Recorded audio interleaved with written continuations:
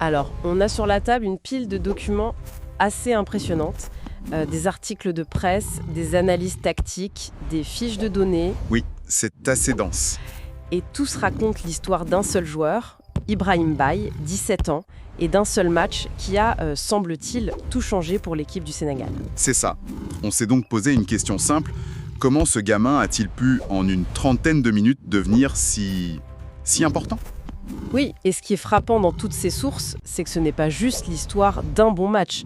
On est le 27 décembre 2025, en pleine Coupe d'Afrique des Nations, et ce Sénégal-RDC est décrit comme un véritable point de bascule. Ah oui, le contexte est crucial. Le Sénégal, un des grands favoris, est en train de caler. La pression est immense. Et c'est à ce moment précis qu'un adolescent va entrer sur le terrain et dynamiter toutes les certitudes. Plantons le décor. On est à Tanger, au Maroc, deuxième match de groupe. Le Sénégal domine, mais ne marque pas. C'est le scénario classique du match piège. Exactement. Et puis, à l'heure de jeu, à la 61e minute, c'est la douche froide. Cédric Bakambu ouvre le score pour la RDC, 1-0.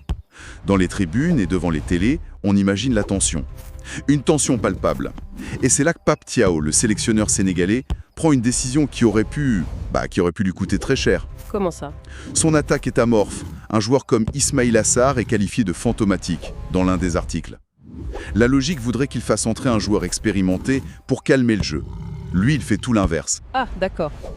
À la 62e minute, une minute à peine après le but, il lance dans l'arène Ibrahim Baye, 17 ans.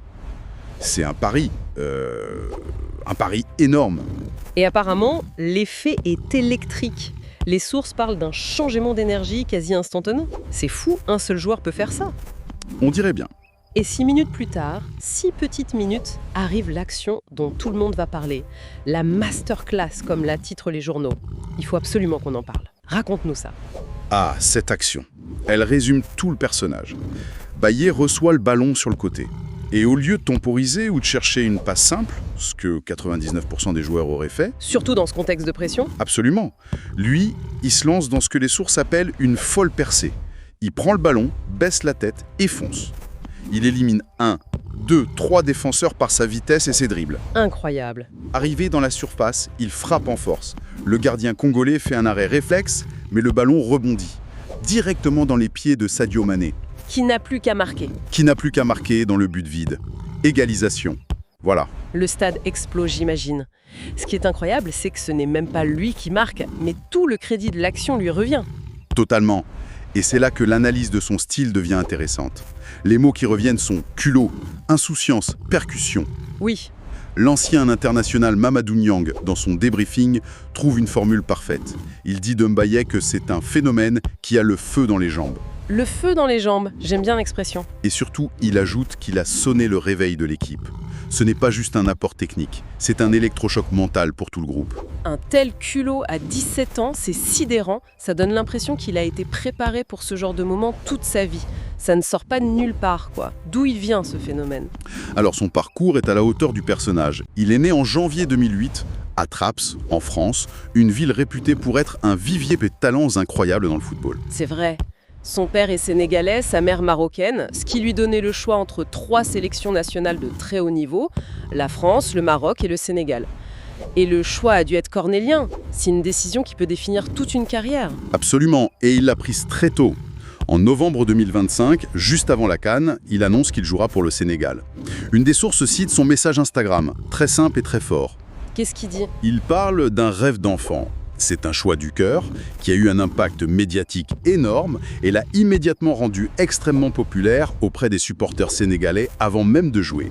Donc il arrive avec une aura déjà particulière. Et en club, comment ça se passe-t-il ? Parce que pour avoir ce niveau de confiance, il faut déjà être habitué à la pression. Et c'est peu de le dire, il a rejoint le centre de formation du Paris Saint-Germain à 10 ans. Et là-bas, il a tout simplement brûlé les étapes. C'est-à-dire ? Il devient le plus jeune joueur de l'histoire du PSG à jouer un match officiel, à 16 ans. Il remporte le Titi d'Or 2024, qui récompense le meilleur joueur du centre de formation, un titre très prestigieux. Ah oui, je vois. Il est aussi le 3e plus jeune buteur de l'histoire du club. Il est formaté à la gagne et à l'exigence du très très haut niveau depuis son enfance. Donc, au moment de la CAN, il n'est pas juste un jeune qui sort du centre de formation. Il est déjà dans le grand bain. Complètement. À 17 ans, il joue régulièrement en Ligue 1 et a déjà fait ses débuts en Ligue des Champions. Il n'est plus une promesse, c'est un membre à part entière de la rotation d'un des plus grands clubs du monde. D'accord. Pour situer le personnage, sa valeur marchande à ce moment-là est déjà estimée à 25 millions d'euros par les sites spécialisés. C'est astronomique.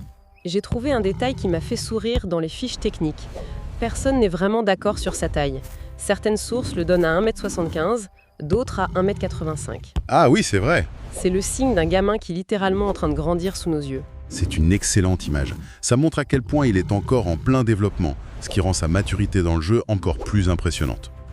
On a donc ce profil d'un prodige, programmé pour le succès, qui débarque en sélection pour sa première grande compétition. Mais ce qui m'a le plus marqué dans ces articles, ce ne sont pas tant les analyses des journalistes, c'est ce que disent ses propres coéquipiers après le match.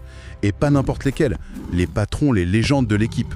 Oui, et leurs réactions, décortiquées notamment dans un article de l'Équipe, sont sans doute l'élément le plus important. On commence par qui ?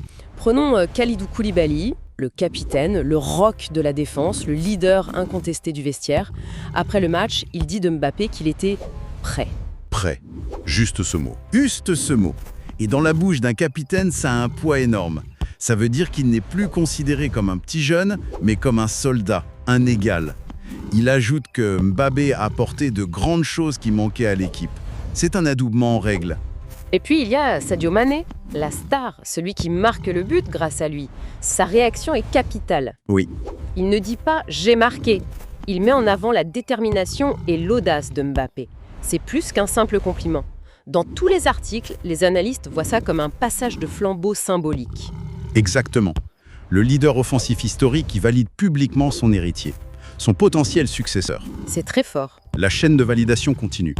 Moussa Niakhaté et Crépin Diatta, 2 autres cadres, parlent de son dynamisme, de son talent, mais ils ajoutent une nuance fascinante. Laquelle ? Ils disent que c'est la responsabilité des anciens de le protéger. C'est très révélateur. Ils sont à la fois éblouis par son talent et conscients de sa jeunesse. Ils l'adoptent comme un joueur clé, mais aussi comme un trésor qu'il faut préserver. J'aime beaucoup le point de vue de Pape Gueye, le milieu de terrain. Il a une vision plus tactique, je trouve. Il dit que l'insouciance de Mbappé a soulagé la pression sur tout le monde. C'est ça. C'est incroyable comme un seul joueur qui n'a peur de rien peut débloquer mentalement tout un collectif qui était tétanisé par l'enjeu. Et la consécration ultime, c'est quand la reconnaissance vient de l'adversaire. L'entraîneur de la RDC, Sébastien Desabre, est très lucide en conférence de presse. Il déclare, sans chercher d'excuses, que c'est l'entrée de Mbappé qui a fait la différence. Carrément. Il admet que ce jeune a complètement désorganisé sa défense par sa vitesse et son imprévisibilité. Quand le coach adverse pointe un joueur de 17 ans comme étant la clé du match, il n'y a plus rien à ajouter. Donc, pour résumer, le capitaine, l'attaquant star, les autres cadres et même le coach adverse disent tous la même chose. Ce n'est plus une opinion, c'est un fait. Ce jeune a changé le cours de l'histoire de ce match. Voilà. Et c'est pourquoi les sources les plus analytiques vont plus loin. Elles expliquent que ce n'est pas juste l'histoire d'une performance individuelle. C'est le symptôme d'une mutation profonde de l'équipe du Sénégal. Ah ? Un mouvement que les observateurs appellent la déseniorisation. Attends, déseniorisation ? C'est un mot un peu brutal. Est-ce que ça veut dire que l'ancienne génération, les héros de la CAN précédente, est déjà en train d'être poussés vers la sortie ? Pousser, ce n'est peut-être pas le mot. Mais le sélectionneur, Pape Thiaw, envoie un message très clair. Le statut ne suffit plus. Il a hérité d'une équipe qui s'appuyait sur un noyau de cadres très expérimenté, ce qui a fait sa force. Bien sûr. Mais il semble avoir décidé d'accélérer l'intégration de jeunes talents, souvent binationaux, et formés dans les meilleurs clubs européens, pour injecter de la concurrence et de l'imprévisibilité. Et Mbappé serait le symbole de ça ? Il est le symbole le plus éclatant de cette nouvelle politique. C'est une méritocratie accélérée, quoi. Et les sources parlent d'une alchimie parfaite. C'est une belle image. Est-ce que c'est ça la formule magique, en fait ? Combiner la sérénité et l'expérience des cadres comme Koulibaly et Mané avec ce que les articles appellent l'insouciance créative de cette nouvelle vague. C'est exactement l'idée. L'expérience pour gérer les moments de pression et l'insouciance pour débloquer les situations fermées. Et cette vision, elle est plébiscitée par le public. Ah oui. Les analyses des forums de supporters sénégalais sont unanimes. Après ce match, le débat sur sa titularisation est clos. Il doit être sur le terrain au coup d'envoi. Il n'est plus la pépite qu'on protège sur le banc, il est devenu une solution, voire l'arme principale. On sent que ce match a changé son statut pour le reste de la compétition, mais aussi pour les années à venir. Sans aucun doute. On le projette déjà comme une pièce maîtresse pour la campagne de la Coupe du Monde 2026. Et les comparaisons commencent à pleuvoir. Avec qui, par exemple ? On le met en parallèle avec d'autres prodiges qui ont explosé au même âge, comme l'Espagnol Lamine Yamal. D'un coup, il n'est plus juste un grand espoir sénégalais. Il est entré dans la discussion des plus grands talents de sa génération au niveau mondial. Donc si on doit retenir une seule chose de cette pile de documents, ce n'est pas seulement l'histoire d'une passe décisive, c'est la démonstration en 30 minutes qu'un seul joueur, avec la bonne dose de talent et de culot, peut forcer un changement de génération au sein d'une équipe de champions. C'est ça. C'est presque un coup d'état footballistique, mené en douceur par un gamin de 17 ans. C'est une excellente synthèse. Il a changé le match, mais il a surtout changé la hiérarchie et les perspectives de toute une sélection. Et ça nous laisse avec la question qui est en filigrane dans les déclarations des cadres. Le fait de devoir le protéger. Exactement. Quand des joueurs comme Niakhaté disent ça, ils soulèvent un point essentiel. La grande interrogation maintenant, c'est comment une équipe, un staff et tout un pays peuvent-ils cultiver un talent aussi exceptionnel sans étouffer cette insouciance qui est justement la source de sa magie? C'est toute la difficulté. Comment trouver l'équilibre parfait entre la protection nécessaire d'un jeune homme et la pression médiatique et populaire désormais colossale qui pèse sur ses épaules? Décortiquer aujourd'hui une histoire assez incroyable, celle de l'arrivée d'un véritable phénomène. Comment un gamin de 17 ans, à lui tout seul, a pu changer le cours d'un match capital et peut-être même l'avenir de toute une nation de football. C'est un phénomène. Voilà les mots qu'on entend parfois, des mots très forts. Et bien une seule performance a suffi pour que cette phrase soit sur toutes les lèvres. C'est exactement ce qui s'est passé pendant la Coupe d'Afrique des Nations 2025, un moment qui a littéralement annoncé l'éclosion d'un talent hors du commun. Alors, pour bien comprendre, il faut planter le décor. On est le 27 décembre 2025, match de poule de la CAN, un choc entre deux poids lourds du continent, le Sénégal, les Lions de la Teranga, face à la République démocratique du Congo, les Léopards. Grosse pression, gros enjeu. Et pendant la première heure de jeu, eh bien rien ne va pour le Sénégal. C'est un géant du foot africain, mais sur le terrain, l'équipe est en difficulté. Et là, à la 61e minute, bam, le coup de massue. Un but de Cédric Bakambu qui semble complètement sceller le match. Les stars de l'équipe sont muselées, l'attaque est stérile, et maintenant l'équipe est menée au score. Bref, la situation a l'air complètement désespérée pour les Lions de la Teranga. C'est dans ces moments-là, sous une pression maximale, que les coachs doivent faire des choix forts. Le sélectionneur Pape Thiaw, lui, il a besoin d'un électrochoc, d'une étincelle. Il se tourne vers son banc et il décide de lancer un joueur alors quasi inconnu sur la scène internationale. Et qui entre en jeu ? Un certain Ibrahim Mbaye, 17 ans, un talent pur, un prodige tout droit sorti du célèbre centre de formation du Paris Saint-Germain. 25 millions d'euros. C'est sa valeur marchande estimée à 17 ans.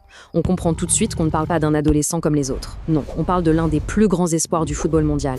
Et l'impact de son entrée, il n'est pas juste rapide, il est immédiat, électrisant. Le mot est faible. Baye ne se contente pas de jouer, il prend le match à son compte et change toute la dynamique instantanément. Imaginez la scène. Ça fait à peine 6 minutes qu'il est sur le terrain. Il reçoit le ballon sur l'aile droite et là, il se lance dans une percée de folie. Il déchire littéralement la défense, il frappe en force, le gardien repousse comme il peut et qui traînait par là ? Sadio Mané, qui n'a plus qu'à pousser le ballon au fond. Incroyable. Et il y a un mot qui est revenu dans toutes les bouches pour décrire sa performance, que ce soit celle de ses coéquipiers ou des experts, insouciance. Et c'est exactement ça. Cette confiance, cette audace, cette absence totale de calcul, c'est ce qui a permis à un gamin de 17 ans de prendre des responsabilités que des joueurs bien plus expérimentés n'osaient pas prendre ce jour-là. C'était la clé. Bien sûr, les éloges n'ont pas tardé, à commencer par le buteur lui-même, Sadio Mané, qui a tout de suite reconnu chez le jeune cette rage de vaincre, cette détermination à toute épreuve. Et ce qui est peut-être encore plus parlant, c'est que même le coach adverse, Sébastien Desabre, l'a admis sans détour. C'est lui qui a fait la différence. C'est sa vitesse et sa technique qui ont fait basculer la rencontre. Le capitaine, le rock de l'équipe, Kalidou Koulibaly, a confirmé ce que tout le monde pensait. Il a dit, en gros, qu'on attendait beaucoup de lui et qu'il a répondu présent.